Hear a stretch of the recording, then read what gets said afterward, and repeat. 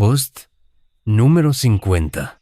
Diferencias básicas entre los humanos de la época de Eret y los humanos actuales. En primer lugar, y partiendo de la base de que, como claramente explica Eret, la comida degenera la salud y por tanto la genética humana, es bastante lógico aceptar que cada vez que nace una nueva criatura, si sus padres no han mejorado su nivel de toxemia con respecto a sus predecesores, el nuevo bebé nacerá peor aún que sus progenitores, por la sencilla razón de que es producto de ellos. Dos cuerpos enfermos, con la enfermedad latente, no pueden concebir un organismo más sano que ellos. Eso sería un milagro. Por esta razón, solo con el hecho de que han pasado aproximadamente 4 generaciones desde la época de Eret, vemos que tenemos ya 4 saltos atrás, que diría el propio Eret. Es decir, que con respecto a la gente de la época de Eret, nosotros hemos degenerado 4 veces. En los tiempos de Eret, la agricultura se hacía a pequeña escala, con gran número de productores y producciones pequeñas. La fertilización era casi en exclusiva con excrementos animales, y algunos pocos empezaban tímidamente a utilizar fertilizantes artificiales, que incluso en el comienzo la mayoría no eran sintéticos, sino que procedían de minas, como los fosfatos, e incluso el nitrógeno era obtenido en forma de salitre, una mezcla de nitrato de potasio y nitrato de sodio, que de forma natural se encontraba en Bolivia y en Chile. Por eso en algunos países aún se les llaman sales a los nutrientes agrícolas. Luego los alemanes inventaron el nitrógeno químico y pensaron que podrían dominar el mundo gracias a su invento, por la simple razón de que habían descubierto la llave mágica para el desarrollo abundante de los cultivos.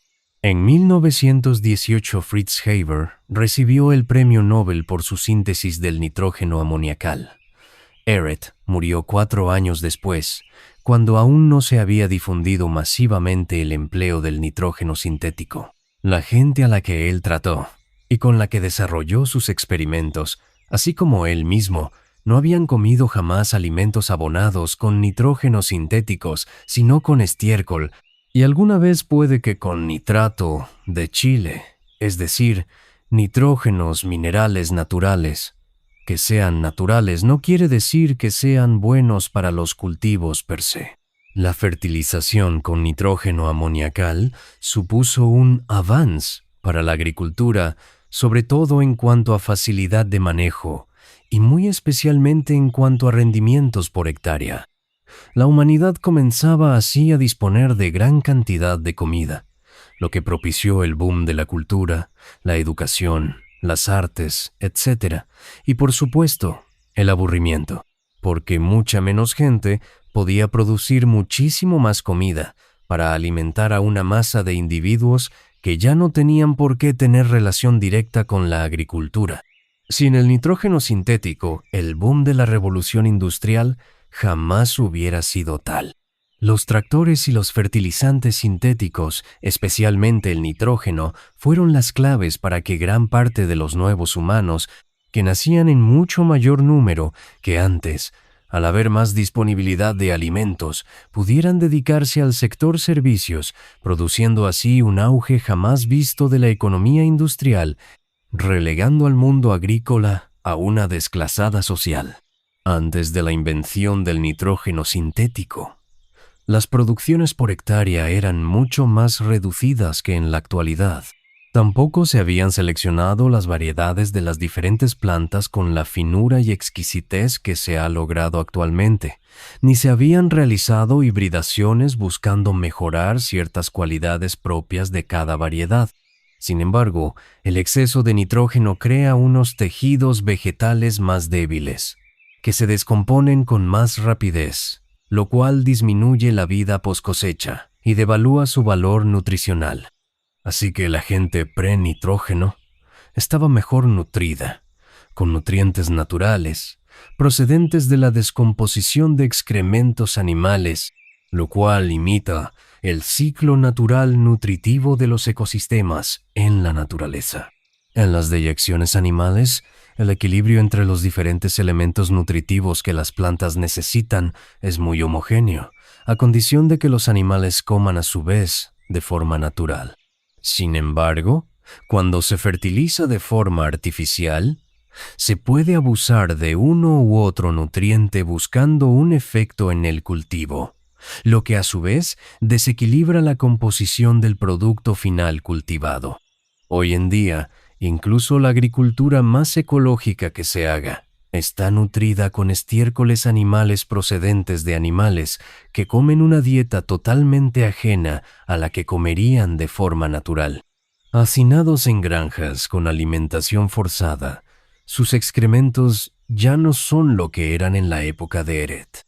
Con lo que incluso tratando de hacer una agricultura como la de en aquella época, es casi imposible conseguir un abonado como el de antaño. Además, los productores de agricultura ecológica nos vemos forzados a conseguir nitrógeno de la fuente que sea para suplantar las aportaciones que los agricultores de convencional hacen, porque si no, no sacamos una producción aceptable que sea capaz de amortizar los gastos y dejar algo de beneficio para nosotros. Luego tenemos el macabro tema de los residuos químicos. En la época de Eret, el plástico no se había inventado aún, ni apenas se usaban combustibles fósiles.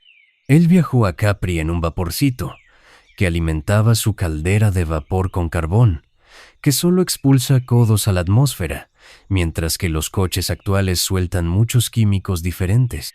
El boom del nitrógeno sintético derivó en la aparición de los monocultivos.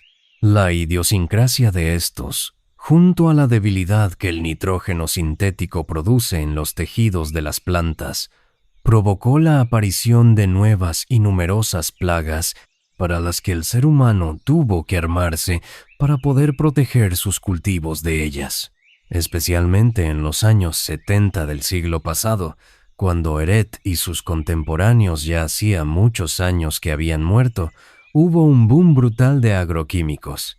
La estrella fue el DDT, que se utilizó para el control de un montón de plagas agrícolas, pero también para usos médicos, tales como matar los piojos de la cabeza. 30 años después de su prohibición, todavía se utilizaba para estos y otros fines en muchos países de Sudamérica. Algo que pude comprobar in situ cuando recorrí todo Ecuador en el año 1998. Incluso, después de prohibirse el DDT, gracias al magnífico trabajo de Rachel Carson, los humanos siguieron sintetizando sustancias muy peligrosas en laboratorio para tratar plagas, así como para tratar enfermedades. Entre ellas están los organofosforados, organoclorados, neonicotinoides y un largo etcétera de muchas familias químicas que hoy en día se consideran altamente peligrosas, como ya veníamos advirtiendo hace 3 décadas los que fuimos pioneros en alimentación libre de químicos y dietas naturales. Yo soy un reputado experto mundial en agricultura orgánica, pero la lucha contra los químicos me ha llevado a conocerlos en profundidad, por lo que también soy experto en agricultura convencional. Ello me lleva a afirmar que hoy en día la agricultura de cualquier tipo, en lo que a residuos químicos se refiere, en Europa y especialmente en España, que básicamente es la que da de comer frutas y verduras a Europa, es muy segura. Pero si me preguntas por lo que ocurrió desde 1970 hasta el 2010, que es cuando empezó el control más estricto, me dan ganas de ponerme a llorar. Yo, que he sido el gran luchador por la comida libre de residuos químicos, tengo que reconocer, y lo hago abiertamente sin ningún tipo de menoscabo en mis palabras, que la industria química está haciendo verdaderos esfuerzos por conseguir productos insecticidas y herbicidas libres de residuos finales para el consumidor. Las verdades hay que reconocerlas como son. Y tampoco les culpo por lo que ocurrió en el pasado, especialmente en esas 3 décadas y media, entre los 70 y mediados del 2000, porque la realidad es que la gente en esa época no se preocupaba ni lo más mínimo por lo que ponían en su boca, excepto 4 chalaos que nos fanatizamos con aquello para lograr salud. Junto a ese boom de químicos agrícolas, llegó el boom de las enfermedades a discreción, un boom que sigue en auge y seguirá más aún en el futuro. Y para tratar de paliar sus efectos, la civilización comenzó a usar los químicos que había creado y otros muchos nuevos que creó y sigue creando. El resultado no puede ser más rocambolesco. Otro montón de sustancias químicas en los organismos de las personas, que lejos de proporcionarles salud, lo que de verdad hacen es alejarles de ella. Además, la comida de la época de Eret estaba cultivada en tierras mucho menos lixiviadas por las lluvias que hoy. Encima, hoy en día son frecuentes las lluvias torrenciales, que empobrecen en minerales más aún los suelos de labor. Algunos micronutrientes son difícilmente reemplazados por las aportaciones de los agricultores. Luego, están todas las sustancias químicas que respiramos por culpa de la polución del transporte y también de las industrias. Algo que en época de Eret ni se conocía. No hace falta que vivas al lado de una fábrica para verte afectado. Estos contaminantes se mueven a una velocidad pasmosa por la atmósfera, por lo que viajan cientos de kilómetros con facilidad, llegando a cada pulmón de cada humano de hoy en día. No hablemos ya de los tintes, los tatuajes, los perfumes, los medicamentos, los colorantes, los saborizantes, los microplásticos, las sustancias corrosivas, los detergentes, los compuestos de la ropa. Y todo ese ejército de químicos que nos rodea por donde quiera que nos movamos a día de hoy. Cuenta los objetos que hay en tu casa y luego pídele a tu abuela que te cuente cuántos tenía ella en la suya. Verás la diferencia, no solo en cantidad y variedad, sino también en composición química y procedencia de las materias primas.